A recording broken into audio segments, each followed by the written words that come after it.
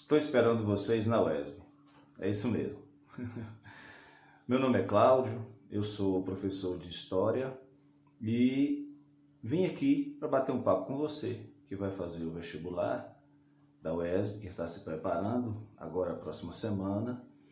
E essa é uma atividade que ela é em parceria com a FACETA, a Faculdade Seta de Capoeira, o Centro de Treinamento Arte e Movimento, organizado pelo mestre Dendê. Tem feito várias atividades, projetos de extensão na UESB, aulas de capoeira, cursos, pré-vestibular, enfim, uma série de atividades que a gente desenvolve na cidade, todos os membros do SETA. E essa é mais uma dessas atividades. A gente pensou em fazer um trabalho com vocês, um bate-papo, né, com você que quer fazer, que vai prestar o vestibular da Universidade Estadual do Sudoeste da Bahia, um bate-papo sobre o que pode ser cobrado nesse vestibular, né? O que a gente pode aguardar dessa UESB. O instituto que está promovendo o vestibular, o IDECAP, a gente não encontra provas anteriores do IDECAP de vestibular. O que a gente encontra são provas de concurso público. É o primeiro ano que o IDECAP vai organizar para fazer, vai ser a banca avaliadora do vestibular da UESB. Então, a gente fica pensando, né, enquanto professor, como que a gente vai, que linha de pensamento será que o IDECAP trabalha, né? E uma das ideias, dos caminhos que a gente pode ter é olhar através das obras que a universidade indicou para que os seus alunos estudassem. São 3 filmes e 2 livros. Essa é uma prática já antiga, os filmes a universidade já cobra há 17, 18 anos por aí.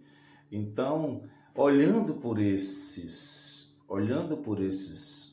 obras, a gente pode ter talvez uma ideia, uma noção do que a universidade está esperando do seu aluno, do seu candidato, que talvez ela vá cobrar. Ao longo da nossa conversa aqui, talvez fique mais claro o que eu estou tentando dizer para você, que vai fazer o vestibular. A UESB indicou 3 filmes: o Cabra Marcado para Morrer, Filho de Boi e Os Porcos e a Reza. São 3 obras, 3 filmes nordestinos, né? Antigamente a universidade colocava 2 filmes brasileiros e um estrangeiro. Dessa vez, os 3 são brasileiros. Os 3 são nordestinos e 2 são baianos. Dos livros que a UESB indicou, o Torto Arado, do Itamar Vieira, e A Legião Estrangeira, da Clarice Lispector. Torto Arado também é um livro baiano, né? Então, a gente já pode ter aí, com essas obras, um norte, um olhar. A ideia de se pensar a relação do homem com a terra. E homem, quando eu falo homem aqui, eu estou falando do gênero humano, né? Da espécie humana. Não estou falando aqui homem ou mulher. Estou generalizando. O homem e a terra, a relação com o homem e com a terra. O que chama a atenção nessas obras é que leitura de mundo a pessoa pode fazer.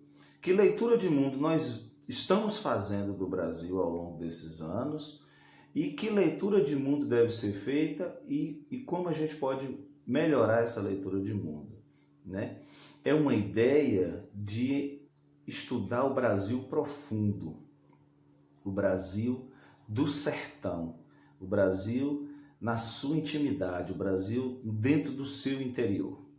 Esse sertão, um sertão que, como o Guimarães Rosa fala no Grande Sertão Veredas, um sertão que é também dentro da gente. É um olhar para o nosso interior. Quando a gente olha para o interior do Brasil, a gente acaba olhando para o nosso interior. Então nós temos aí talvez uma indicação, né? O que a gente faz aqui é um exercício de futurologia, né? Tentar pensar o que é que banca vai cobrar, né, nesse vestibular. Então nós podemos pensar que ela vai fazer um recorte, um olhar da história do Brasil e pontuando aí a Bahia e também Vitória da Conquista. A Universidade Estadual do Sudoeste da Bahia está na região sudoeste. Tem os campos de Vitória da Conquista, os campos de Itapetinga e de Jequié. Todos estão centrados no que a gente chama de Sertão da Ressaca. Era uma prática comum da UESB, há alguns anos atrás, há muito tempo atrás, em colocar questões específicas da região no vestibular. Quem sabe isso não esteja aí voltando, né, com a indicação dessas obras. É uma coisa que a gente pode pensar, que a gente pode imaginar.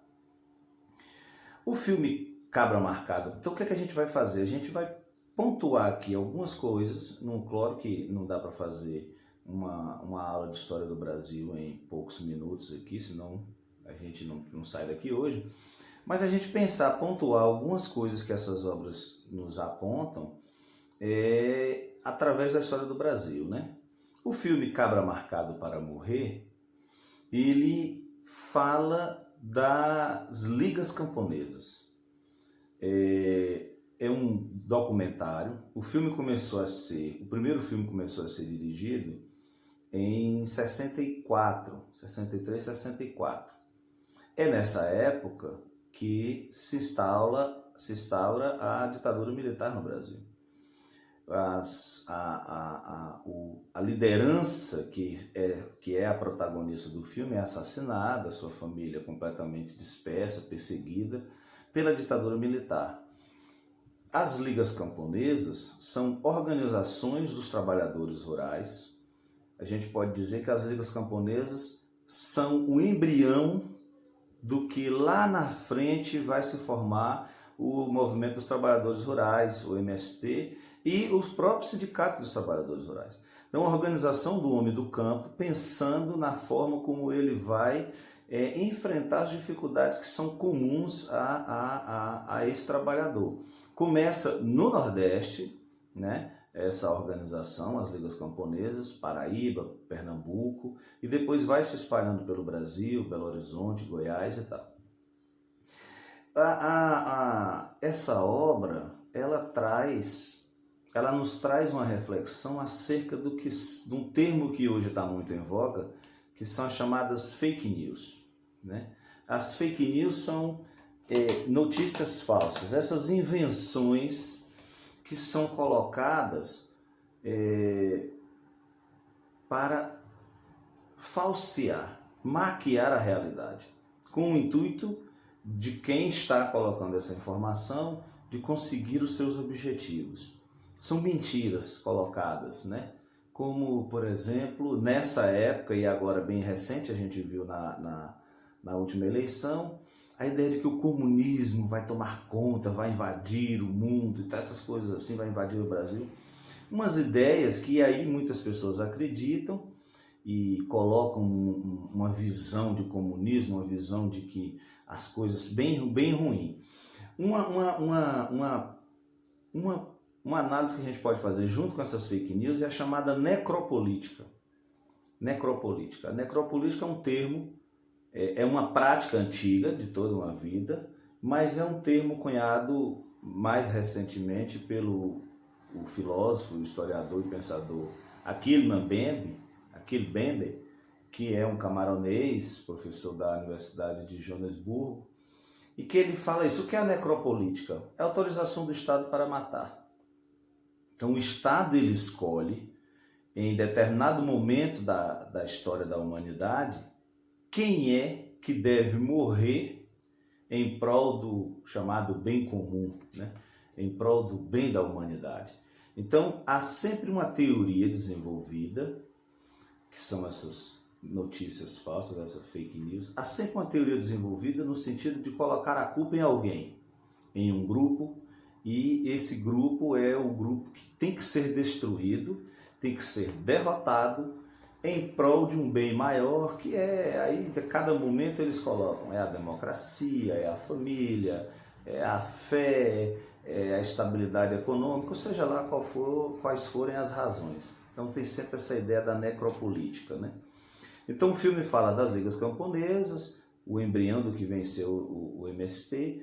A necropolítica está presente na história do Brasil em vários momentos. A gente pode citar aqui dois bem característicos, bem definidores do que nós nos tornamos: a escravidão e a ditadura militar.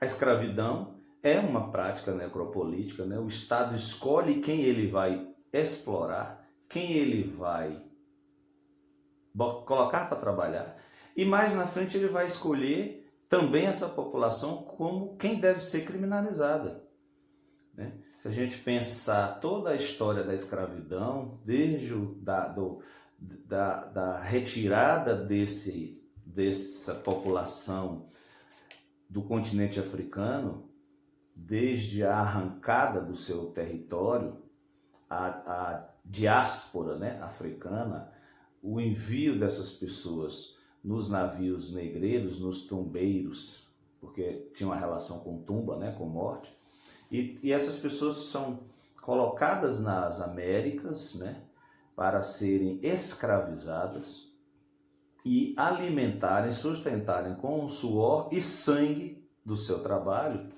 todo um modelo econômico. E mais à frente, quando esse modelo econômico se revela insuficiente para o que o capitalismo desejava, que começa a ideia de transformar essa mão de obra escrava numa mão de obra assalariada, essas pessoas são relegadas em segundo plano, são deixadas de lado e são criminalizadas por serem abandonadas pelo Estado, ainda são criminalizadas. Então é uma necropolítica, a mesma coisa da ditadura militar. A ditadura civil-militar, porque a expressão correta é civil-militar, porque a sociedade civil apoiou naquela época a ditadura militar. E, por incrível que pareça, tem gente que apoia até hoje, né? A gente viu aí na eleição. Então eles trazem essa discussão de que há um inimigo a ser combatido e torturam, prendem, matam pessoas, tem desaparecidos políticos até hoje aí, fecham o Congresso, extinguem as liberdades civis. Então, são dois exemplos claros do que a gente pode chamar de necropolítica, né?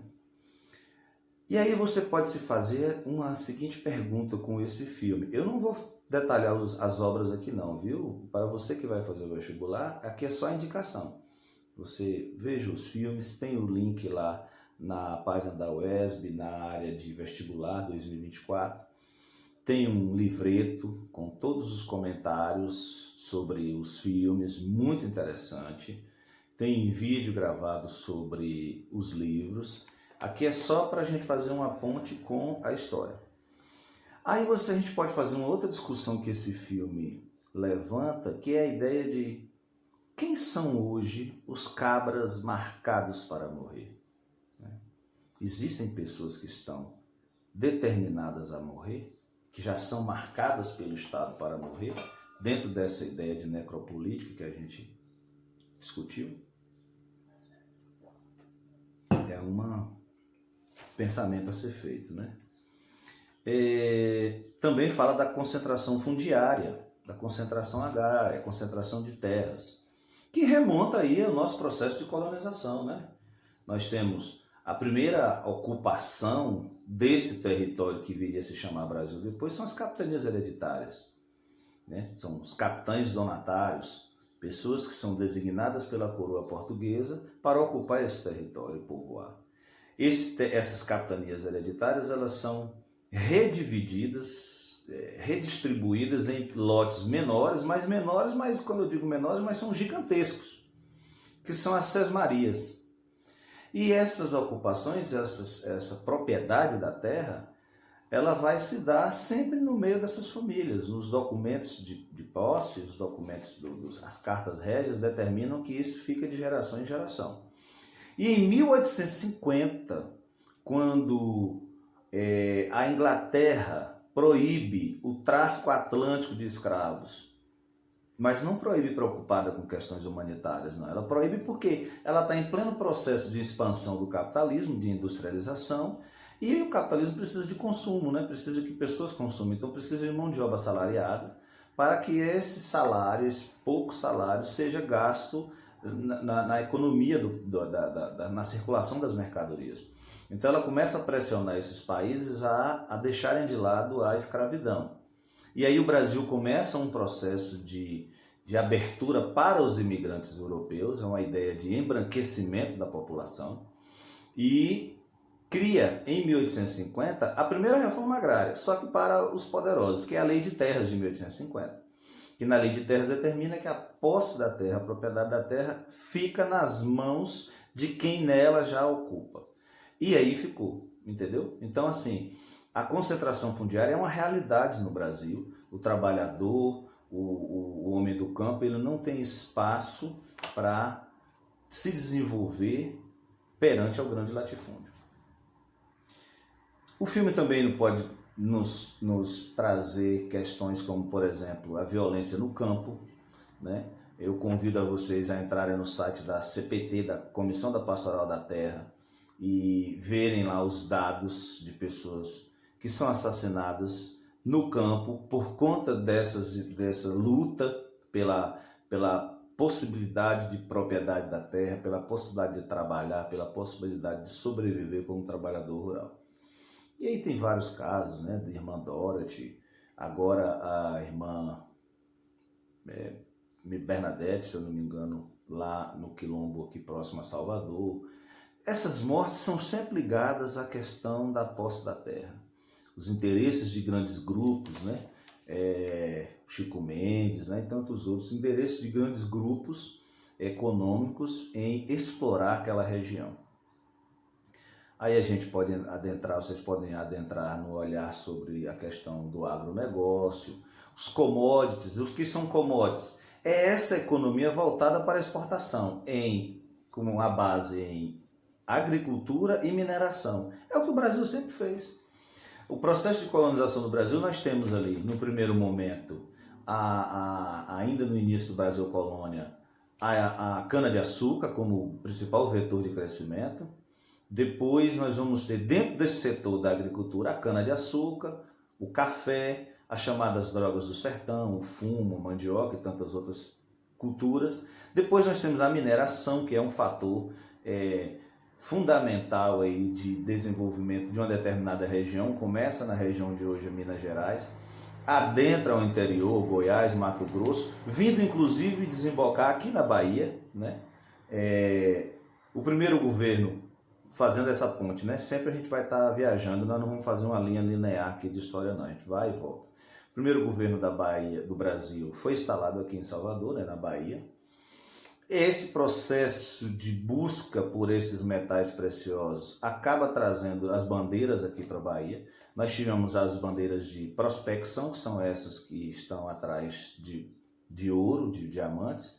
As bandeiras de preação, que iriam capturar índios para torná-los escravos, né, os chamados negros da terra, né? Então, essas bandeiras, elas chegam aqui no interior da Bahia e por um declínio dessa exploração e pela necessidade de ocupar essa região, começa-se aqui a produção de gado. Então, esse colonizador europeu, português, que aqui chega, o João da Silva Guimarães, depois do João Gonçalves da Costa, que é o responsável por o processo de colonização por esse olhar europeu, por essa historiografia dita oficial. Porque se a gente pensar, existiam povos aqui antes do português chegar, né? Os povos originários que aqui viviam, os próprios africanos fugidos dos quilombos estavam aqui muito tempo antes do João Gonçalves da Costa chegar. Mas a historiografia oficial ela só trata do João Gonçalves da Costa, né? Esquece, aí acaba dando uma olhada um pouco sobre os povos originários, aqui principalmente da região sudoeste, aqui do Sertão da Ressaca, os camacãs, os mongóiós, os iborés, mas não fala sobre os quilombolas. Há um apagamento da história sobre essa população. Então, a gente pode trazer só de um filme várias discussões aí, perceba. O Filho de Boi, ele relata, o outro filme, O Filho de Boi, ele relata a história de um menino, de um garoto, que o pai foi abandonado pela esposa, a esposa foi embora, a mãe desse menino, o que é até uma coisa interessante assim de se observar, porque o comum, eu sou cearense, eu moro aqui na Bahia, em Vitória da Conquista, mas vim criança, e vejo bem esse processo de êxodo rural, de fuga da seca, das dificuldades e tal, acompanhei isso de perto. E o que a gente vê bem, assim, entre lá, acompanhando o Nordeste, também trabalhei como mascate, viajando nesse sertão aí, aqui na Chapada Diamantina, em muitos lugares. O que a gente vê bem é o contrário, são os homens que vão embora, né? E deixam as mulheres sozinhas com os filhos. Mas esse caso aqui chama a atenção disso, é ela quem vai embora e deixa o filho. E aí o filme fala disso, né? O apelido, aí essa coisa jocosa, né, pejorativa que as pessoas têm, o homem foi embora, é o boi, e o menino é o filho do boi, né? E há uma relação difícil desse menino com o pai, não há um diálogo entre os dois, há um silêncio no filme o tempo inteiro, não há uma presença feminina no filme, inclusive isso pode chamar a atenção, a gente pode ler isso como um silenciamento do feminino, né, no sertão, o silenciamento do feminino na historiografia oficial, né? Como se as mulheres não existissem. É sempre o masculino quem narra, né? Talvez o filme traga essa crítica, essa discussão. E aí chega um circo na cidade, o menino vai desenvolver uma amizade com o palhaço e daí ele vai trazendo outras reflexões. Então o filme ele traz essa discussão sobre o homem e o sertão. Esse sertão dos sertões do Euclides da Cunha, esse sertão... já falando de Euclides da Cunha, então a gente pode pensar em Canudos, né? Tá na Bahia também, conta a história bem rapidamente aqui também, porque cada tema desse, se a gente for fazer uma análise da história mesmo, é uma aula para cada tema desse, né? Canudos conta a história de um líder religioso, Antônio Conselheiro, cearense também, meu conterrâneo, que aí há várias ideias de por que ele se colocou a caminhar, né? A peregrinar. Era um homem, nós estamos falando aí da Guerra de Canudos, ela dura aí de 1896 a 1897, então são poucos anos após a proclamação da República. Quando a República é proclamada, há um rompimento dessa relação, um rompimento oficial, não na prática. Mas há um rompimento oficial nessa relação Estado e coroa portuguesa. Até então, né, desde o processo de colonização, Estado e Igreja eram uma coisa só. Né? Os reinos católicos que colonizaram as Américas, principalmente a América Espanhola e a América Portuguesa, a Igreja Católica esteve presente nesse processo de colonização. E com a proclamação da República, você tem uma divisão, então, de tarefas. O Estado é uma coisa, a Igreja Católica é outra. O Antônio Conselheiro, ele era um sebastianista. É um movimento da Igreja Católica que acredita que o Dom Sebastião, um rei de Portugal lá do século XVI, que foi lutar em uma batalha no norte da África, onde hoje é o Marrocos, não tinha filhos, era solteiro, sumiu nessa guerra, seu corpo nunca foi encontrado, e aí tem todos os elementos para se criar aí um mito do messianismo, né? E aí dão a esse movimento o nome de sebastianismo. Os sebastianistas então acreditam na volta desse Dom Sebastião, desse Messias, para resgatar o povo, né? Para salvar o povo. Então o Antônio Conselheiro era um sebastianista, e ele começa a pregar, começa a andar pelo sertão, e o seu discurso é um discurso, aquele discurso de um catolicismo mais primitivo, né, de um catolicismo mais antigo, porque hoje o discurso é o da teologia da prosperidade no meio cristão, mas aquele discurso de que o pobre ia herdar o reino dos céus, um discurso de que você vai ter uma salvação na vida eterna. Esse discurso ele traz um acalento, ele traz uma esperança de que todo esse sofrimento vivido nesse mundo possa ser recompensado numa outra vida, né? Então, esse discurso traz uma paz, traz uma esperança para quem não tem nada, para quem não tem ninguém. E essas pessoas começam a seguir o Antônio Conselheiro. Já tem muita gente com ele, precisa alimentar essas pessoas, eles encontram uma região que aparentemente não tem dono, começam a formar ali uma comunidade. E aí, o que a gente tem que comer? Então vamos produzir, vamos começar a plantar, vamos produzir, vamos levantando aqui uns barracos para a gente poder se abrigar. E aí a gente produz, todo mundo trabalha, o que é produzido todo mundo vai comer. Então você tem ali uma sociedade primitiva, uma sociedade comunal, né, em que tudo era dividido. Mas ele mantinha o discurso de combate à República, porque na visão dele a República era um inimigo, né? Já que a República se separou da Igreja. Então ele arruma briga com a República, ele arruma briga com o poder municipal, com o poder estadual, com o poder federal, arruma briga com as elites econômicas da região, porque nós já não encontravam trabalhadores para suas fazendas, porque as pessoas estavam migrando tudo para Canudos. Há relatos aí de que tinha 30 mil pessoas em Canudos quando Canudos foi destruído. Então é uma comunidade que brigou com todo mundo. E o Estado manda vários grupos militares para destruir Canudos, e eu acho que na 4ª expedição é que Canudos é destruído. E Euclides da Cunha é um jornalista que vai no Rio de Janeiro acompanhar essa expedição e escreve, observando a vegetação, o povo, tudo que vem acontecendo, e escreve o livro Os Sertões. Uma coisa interessante como a história está interligada, por isso que eu falei assim, a gente pode observar Brasil, Bahia e conquista, o sertão da ressaca, né? As coisas estão sempre ligadas. Parte desses soldados que estavam acampados em Canudos ficavam num morro próximo a Canudos ali, acampados para sempre tentarem, né, uma incursão lá na comunidade. E esse morro tinha uma vegetação nesse morro endêmica, muito característica daquele local, chamada favela. O tipo de vegetação, o nome era favela. Quando acaba a guerra de Canudos, esses soldados voltam para o Rio de Janeiro, voltam para a capital, já não era mais Salvador, nessa época já era o Rio de Janeiro, e quando eles chegam ao Rio de Janeiro, eu estou falando aqui do início da República, final do século XIX, início do século XX, eles vão encontrar um processo a política de higienização e urbanização do Rio de Janeiro, que depois vai desembocar na revolta da vacina.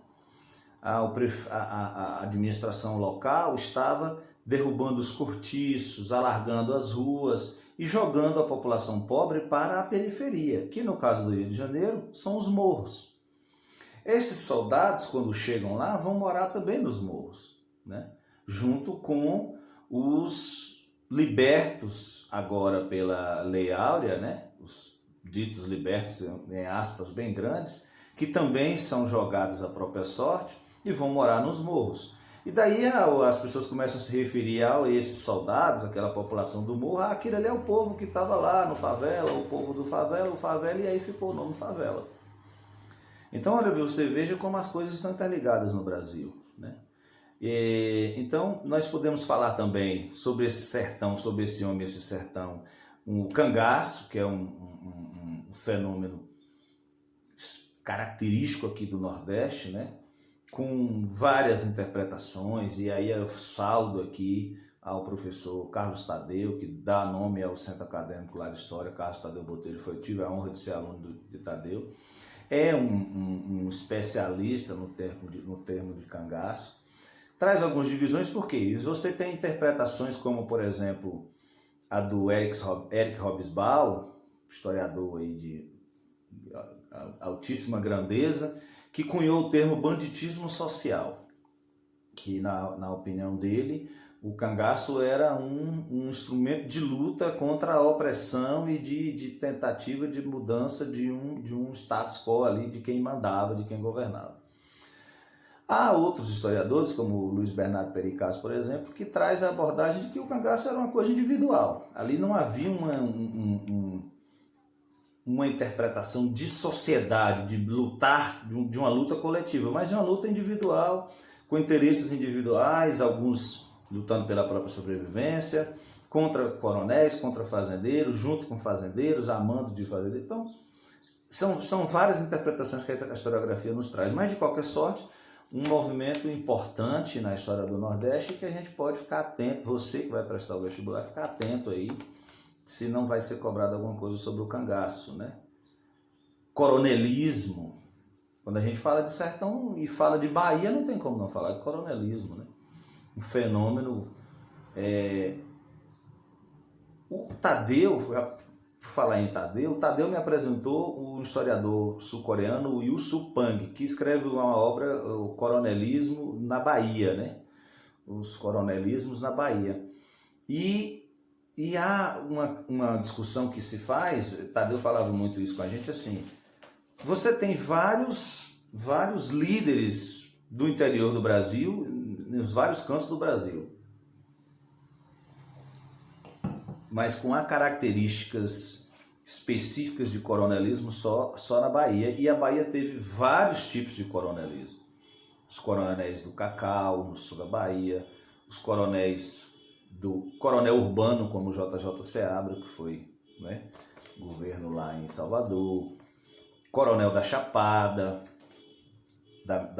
dos diamantes, da mineração, Horácio de Matos. Eu morei em Piatã e tive contato com familiares descendentes do Horácio de Matos lá, então dá nome a escolas e tal, quer dizer, os Medrado na região de Mucugê, você tem Douca Medrado, né? Até a professora Maria Aparecida faz uma pesquisa sobre ele. Então, assim, o coronelismo ele tem várias facetas, vários olhares aqui na Bahia.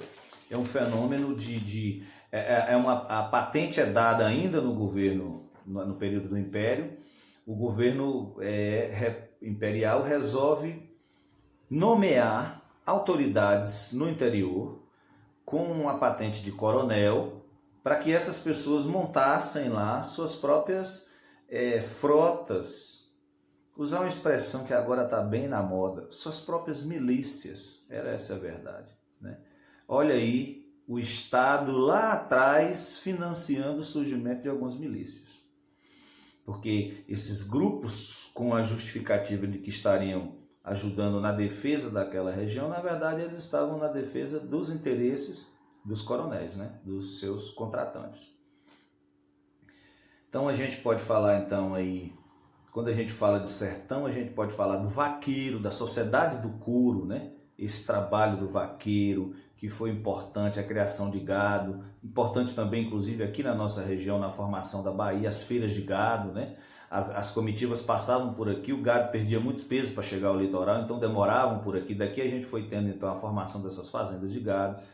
Feira de Santana era a feira de Nossa Senhora de Santana, era uma feira de gado, o gado passava aqui. Inclusive, para evitar tanta perda, tanto prejuízo dessas viagens, meses com esse gado viajando, se desenvolve a cultura do charqueamento, né?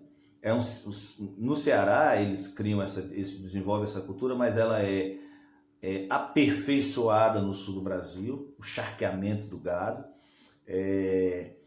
Então, a sociedade do couro, tudo era feito de couro num determinado período do Brasil colônia e Brasil império, e até hoje a gente tem uma cultura muito forte relacionada à questão do vaqueiro e do couro. O filme fala dessa infância atropelada, né? O filme Filho de Boi fala dessa infância atropelada, quer dizer, uma infância que a gente pode pensar nessa infância dentro do Brasil. Eu trabalhei como educador num projeto aqui em Vitória da Conquista que acompanhava adolescentes em conflito com a lei, né? Que tinham cometido ato infracional. Então a gente vê como a falta de políticas públicas, como a ausência do Estado, me chamava a atenção que a maioria dos jovens era da periferia da nossa cidade, só tinham até a quinta série e 80% negros ou pardos. Eu era educador no projeto e acompanhava muito bem isso, né? Então a gente vê essa necropolítica, né? O menino da periferia, ele é apreendido pela polícia, que é um termo usado quando se fala em adolescente, se fosse adulto seria preso, né? Com muito mais facilidade do que um menino de uma classe social e econômica mais alta, né? Isso é uma realidade. O silêncio, né? O filme fala muito do silêncio, da solidão. Então é um silêncio individual, um silêncio de cada um, mas esse silêncio do sertão, esse silenciamento dessa história do sertão também, dessa historiografia, né? Essas comunidades que são silenciadas. Falar de sertão, a gente pode falar também do Guimarães Rosa, né? Grande Sertão Veredas, que fala ali daquelas veredas, daquele sertão de Minas, mas que serve para a gente perceber aí, ampliar esse olhar para todo o Brasil, né? As ausências, né, como eu disse, a ausência do feminismo, por exemplo, o filme trata isso e fala das desconexões, as coisas que às vezes estão desconexas e tal. Aí vocês podem perguntar assim, mas essa discussão é de história? É, porque assim, o Enem, ele tem feito essa abordagem, né? Dificilmente você encontra uma prova do Enem que ela é uma prova ali, como a gente chamava antes, pura, né? História, é só história, é conteudista. As questões do Enem, elas vêm ali com um olhar sociológico, antropológico, filosófico. Então, a maneira como o Enem elabora suas provas vem influenciando ao longo dos anos a maneira como as universidades também planejam seus vestibulares. Então a gente tem cada vez mais nas universidades questões de vestibulares que tomam como exemplo essa abordagem do Enem, que não dá preferência ao aspecto conteudista, mas a habilidades, né? Que habilidades são cobradas do aluno, que interpretação o aluno tem dessa sociedade. Então, essas obras podem vir distribuídas, a gente não sabe como elas vão vir. Escolhi fazer esse olhar pelas obras, mas elas podem vir na literatura, na redação, na prova de história, de geografia, sei lá, né? Eles é que vão determinar. Fala muito de subjetividade, então, esse filme. E a gente pode pensar, quando a gente pensa, o menino quer ir embora. Há um determinado momento que ele quer ir embora. Depois ele muda um pouco a relação, através dessa amizade com o palhaço no circo, ele muda a relação com o pai dele e ele desiste. Mas o que é esse ir embora no sertão? E a gente vai falar de uma outra realidade muito conhecida, eu próprio, né, passei por isso, que é o êxodo rural, as migrações, né? A abertura das rodovias, a migração do nordestino para a região sudeste, para São Paulo, para o Rio de Janeiro, as migrações aqui para a Bahia, né? A própria Vitória da Conquista é uma cidade que ela recebe um contingente populacional de vários lugares, miguelenses, sergipanos, paraibanos. E interessante é que aí a gente vai pensar, quando a gente fala nas migrações e na formação das cidades, e se a gente pensar aqui na nossa região, essa coisa do mito da Suíça baiana, né? Essa coisa de dizer que Vitória da Conquista é a Suíça. Quando a gente vai para o IBGE, e eu já vi isso nas aulas com a professora Graziele Novato, lá na UESB, em História da África, uma referência na historiografia africana aqui para a gente, e a gente já vê isso, o Conquista tem majoritariamente na sua população, e o censo do IBGE está aí, convido vocês a entrarem na página do IBGE, a maioria da população de Vitória da Conquista é negra e parda. Outro dia alguém próximo a mim me disse assim, nem parece, eu nem quase não vejo preto em Conquista. Eu falei assim, depende de onde você anda, né? Porque se a gente olhar na periferia da nossa cidade, nos bairros que estão margeando a cidade e a zona rural, nós vamos enxergar essa população, né? Se você tiver um olhar sociológico, antropológico, você está vendo tudo isso acontecer aqui. Nós temos em Vitória da Conquista, entre reconhecidas e processos de reconhecimento, mais de 40 comunidades quilombolas. Então, essas migrações, existem as migrações de estado para estado, do Nordeste para o Sudeste, de cidades para cidades, cidades pequenas para cá, e às vezes uma migração, um êxodo forçado da cidade para o campo, porque não interessa, não há espaço, há uma invisibilidade dessa população aqui na cidade. Tudo isso a gente tem que pensar, né? O Porcos e a Reza, o terceiro filme, ele também faz essas referências ao sertão, do Euclides da Cunha. Há uma referência aí, a gente pode pensar uma discussão que foi levantada lá atrás pelo Machado de Assis e depois o Ariano Suassuna retoma nas suas obras, que é a diferença entre o Brasil oficial e o Brasil real. Quem é o Brasil oficial, que às vezes está aqui nesses livros de história que vocês estudam lá na escola, e o Brasil real? Quem é o Brasil real? Né? Essa é a discussão que a gente tem que se fazer. Se você fica na rede social o tempo inteiro, você só vai ver notícia ruim. Aí você vai falar de um Brasil oficial, que é o Brasil, que o brasileiro é corrupto, que o brasileiro é seguro. Eu trabalhei mascateando, vendendo fiado de porta em porta, nessa zona rural. Meu irmão faz isso, meu pai fez isso a vida inteira. Conheço uma infinidade de pessoas. Tem inadimplência? Tem, mas a grande maioria das pessoas pagam. Estou trazendo esse dado como exemplo de que o povo é bom, o povo é solidário, o povo é trabalhador, o povo é honesto, o povo na zona rural, na periferia, o povo está trabalhando. Você tem gente envolvida com uma ou outra situação, mas a grande maioria é um povo bom. Então há uma divergência entre isso. O que é esse Brasil oficial e o Brasil real? É uma discussão que a gente pode fazer, né? É um filme que fala de fé, Os Porcos e a Reza, fala de sobrevivência, que é o que o sertanejo entende muito bem, né? Fala de afetividade. Quando fala de fé, ele fala desse catolicismo popular, das rezadeiras, dos ramos, das bezedeiras. Quer dizer, uma religião que ela bebe, o catolicismo popular é uma religião que ela bebe em várias fontes, nas fontes dos povos originários, dos povos africanos. Então você tem uma maneira própria de lidar com o sagrado dentro do olhar religioso dessas comunidades, dessas populações, que às vezes não tem nada a ver com um distanciamento do que hoje é pregado aí nessas discussões religiosas que a gente vê por aí.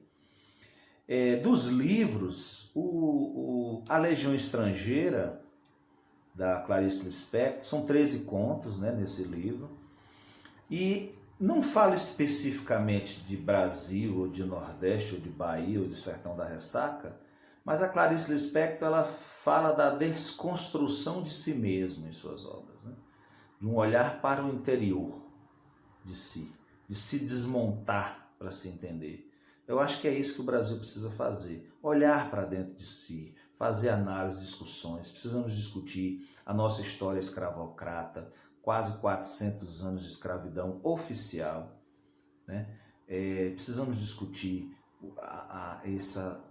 essa necessidade que muitos grupos têm de controle, né, da população. A gente vive coisas no Brasil aqui que são característicos próprios aqui. Por exemplo, se você pega um cara que é liberal, o cara que é liberal, o liberal inglês, ele é liberal, o liberal é liberal.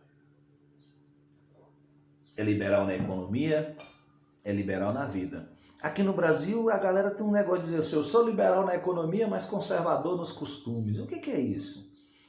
Deixa a economia com as empresas, com o mercado financeiro, mas eu quero controlar a vida íntima das pessoas. Então, a gente precisa estudar o Brasil, olhar para dentro do Brasil para perceber essas dificuldades que a gente tem. E aí, por fim, e não menos importante, eu deixei o livro Torto Arado, que aí é uma obra-prima do baiano Itamar Vieira, que é um funcionário do INCRA, que viajando pelo interior, ele vai observando com a sua sensibilidade de escritor, observando as pessoas, as comunidades, e escreve uma obra-prima, premiada já em vários lugares. É um livro dividido em 3 partes, né? Ele conta a história de uma família, mais especificamente 2 irmãs, que acontece um acidente com elas ainda crianças e uma delas perde a língua. Então a primeira parte, a irmã que ficou com a fala é quem narra a história. A segunda parte é essa irmã que perde a voz, quem narra a história. E na terceira parte é uma entidade. Aí é um olhar interessante que ele faz sobre a religião. É uma comunidade fictícia, ele dá um nome fictício, mas ela existe, né? Digamos assim. Existe espalhado por lá. Mas ele conhece nesse trabalho dele no INCRA uma religião de um local específico na Chapada Diamantina, que é o Jaré. E aí ele faz, nessa obra, uma reverência a essa religião, né? Então, a terceira parte é narrado pela essa entidade, que é a Santa Rita Pescadeira. Então, é um trabalho interessante para os jovens aí observarem, terem uma visão diferente das religiões de matriz africana, das religiões dos povos originários, porque elas passam por um processo de depreciação e de difamação muito grande ao longo de toda a história, e há um desconhecimento sobre essa relação dos povos com o sagrado, com a natureza, com a terra, né? Então é um livro que fala de escravidão, fala da posse da terra, fala do pós-abolição, né? O que aconteceu depois do dia 13 de maio? Tanta gente fala 13 de maio, a princesa Isabel assinou a Lei Áurea, e aí? Acontece o que depois? Assinou, no outro dia está tudo bem? Não. Está lá, no dia 13 de maio, a princesa Isabel publica a Lei Áurea, que só tem 2 artigos. No artigo 1º ela coloca: a princesa regente do Brasil, Isabel, declara extinta a escravidão no Brasil. Artigo 2º, revogam-se as disposições em contrário. E acabou. Não há um processo, não há uma política do Estado de como lidar com essa população, para onde esse povo vai. Ao contrário, são leis que vão criminalizar a população, criminalizar quem inventaram o crime de vadiagem, vão criminalizar a capoeira, né, vão criminalizar as manifestações populares que estiverem principalmente ligadas ao povo negro, né? O processo de abolição que a gente estuda tão bonito lá na escola, isso é um engodo. É como se fosse algo dado de cima para baixo, fosse uma benesse do Estado, e não foi. O que aconteceu é fruto da luta do povo, da luta pela sua libertação. Por isso que o 20 de novembro é a data escolhida para a celebração, porque é a data da morte de Zumbi dos Palmares, né? Uma referência na luta contra a opressão do povo negro, né? Uma referência na discussão sobre o quilombo, sobre os quilombolas. É um quilombo muito famoso, uma história famosa, está na Serra da Barriga, na antiga capitania de Pernambuco, hoje atual estado de Alagoas, quer dizer, também no Nordeste. Olha o Nordeste presente aí de novo, né, nessa discussão. Já falei sobre nós temos aqui no nosso sertão da Ressaca uma infinidade de comunidades quilombolas, uma presença e uma pertença negra muito grande que é omitido pela historiografia. Nós temos várias pesquisas feitas por pessoas aqui na nossa universidade, nos campos, pouquíssimas coisas que trazem referência a essa pertença negra, né? Por isso que tem essa discussão, essa coisa da Suíça baiana, como eu falei com vocês, né? Dessas leis mesmo que a gente costuma estudar lá na escola, né? Sobre o processo. Aí você tem a primeira lá, Eusébio de Queiroz, de 1850, que põe fim ao tráfico, né? Proíbe o tráfico atlântico, mas não interno. Depois nós temos a lei do ventre livre, em 1871, se não me falha a memória, e a lei do ventre livre diz, a partir dessa data, as crianças que nascem no cativeiro estão livres. Gente, vamos... A história, ela é um exercício de filosofia. São as perguntas que movem, né? Que movem a humanidade, não as respostas. Nós estamos em 2023, uma mãe preta, pobre, tem onde deixar seu filho para ir trabalhar? Não tem. Tem creche? Tem uma estrutura do Estado que possibilite? Não tem. 2023. E em 1881, uma mulher escrava dá à luz. Quem vai ficar com essa criança? Aí vem os artigos da lei que a gente não estuda na escola. Um deles diz, se ela não tem para quem destinar essa criança, ela pode criar lá na senzala, na fazenda. Mas aí esse menino dos 7 aos 14 vai ter que trabalhar para ressarcir o dono da fazenda. Ou seja, vai continuar escravo. Depois nós vamos ter lá em 1885 a lei dos sexagenários, que a gente estudou lá na escola de forma romantizada. Quem chegou aos 60 anos agora está livre. Quem chegou aos 60 anos trabalhando como escravo em 1885, gente? Se a expectativa de vida do Brasil agora é 70 e poucos anos, agora em 2023, quem é que chegou em 1885 a 60 anos vivo como escravo? Hein? Para viver como? Vamos imaginar que alguém conseguisse chegar aos 60, alguns poucos. E não sei o quê. O tio Barnabé, lá do Monteiro Lobato, que vivia de favor, num quartinho lá na fazenda, na roça. Então essas leis não tiveram efetivação. E no intervalo dessas leis nós temos lei determinando a proibição de escravos de estudarem e uma outra proibindo a educação só era permitida a educação de adultos negros e no turno noturno. Depois da lei do ventre, antes da lei do ventre livre tinha uma lei proibindo a educação de escravos. E depois da lei do ventre livre, teve uma outra lei proibindo só permitir a educação de negros no turno noturno e só de adultos negros no turno noturno. Então, quer dizer, todas as formas de impossibilitar o desenvolvimento dessa comunidade foram feitas, né? Então, é um livro que ele pode trazer uma discussão para a gente sobre a ideia de memória, né? O resgate da memória, dessas narrativas, quem fala, né? Quem dá voz a quem que é silenciado, quem tem voz. É uma discussão que precisa ser feita, né? A ideia do racismo, da reforma agrária, também com esse olhar para essas comunidades quilombolas, o machismo, o papel da mulher nessas sociedades. Se o Filho de Boi há um silenciamento do feminino no filme, no Torto Arado o feminino comanda a obra. Então, ele dá voz ao feminino, é o olhar do feminino quem está narrando essa história, né? O papel da mulher. E uma outra discussão que a gente pode fazer também, é interessante que tanto a Graziele Novato, a professora Gal, traz essa informação nas suas aulas, nas suas palestras, nos seus estudos, que é a de que há uma dificuldade na nossa região, e a gente pode ampliar isso para muitas outras regiões do Brasil, na determinação da titulação, às vezes, da posse da terra, porque a lei determina ou você é descendente dos povos originários, dos povos indígenas, ou é de quilombo. E uma discussão que a professora Gal traz é de que na nossa região nós temos muitas comunidades que são afro-indígenas. Há uma mistura, né? De elementos africanos com elementos indígenas. Aqui na nossa região, você tem comunidades afro-indígenas. Talvez aqui indo para a Batalha tenha nessa gradação, se vamos imaginar uma régua, ela caminha mais para os povos originários, mas em outra comunidade ela vai caminhar mais para os quilombos. Então são comunidades afro-indígenas.